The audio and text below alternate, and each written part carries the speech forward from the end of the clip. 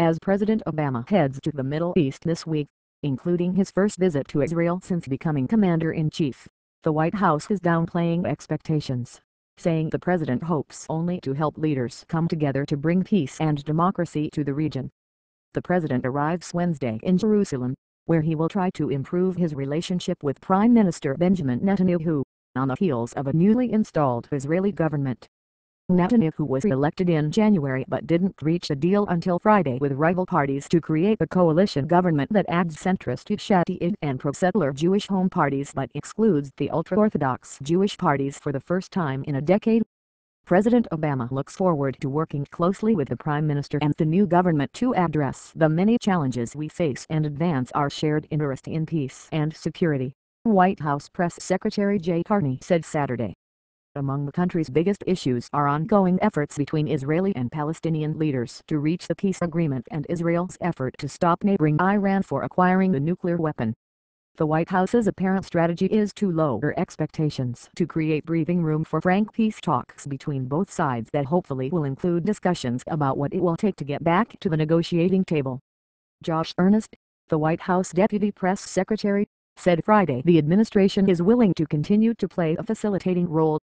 However, he said, face-to-face talks will be difficult if the leaders continue with unilateral, or one-sided, action, including Israel building settlements in East Jerusalem and the West Bank.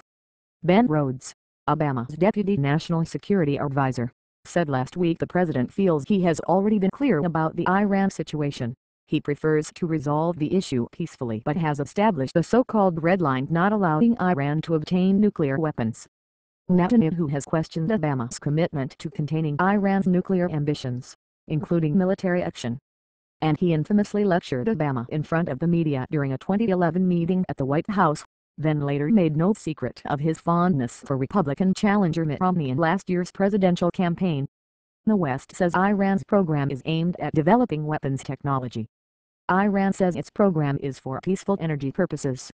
Netanyahu, in a speech to the United Nations in September, said Iran was about 6 months away from being able to build a bomb. Obama told an Israeli television station this past week that the U.S. thinks it would take over a year or so for Iran to actually develop a nuclear weapon. The centerpiece of Obama's visit will be a speech in Jerusalem to an audience mainly of Israeli students. It's part of the president's effort to appeal to the Israeli public, particularly young people. He will make several cultural stops in the region. They include the Holocaust Memorial Yad Vashem, the Church of the Nativity in Bethlehem, the revered site for Christians, and an Iron Dome battery, part of the missile defense system for which the U.S. has helped pay.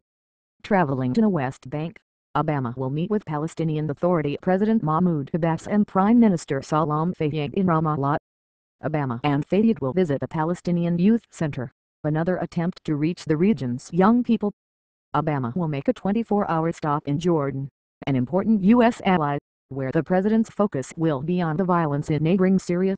More than 450,000 Syrians have fled to Jordan, crowding refugee camps and overwhelming aid organizations. For much of Obama's first term, White House officials saw little reason for him to go to the region without a realistic chance for a peace accord between the Israelis and Palestinians.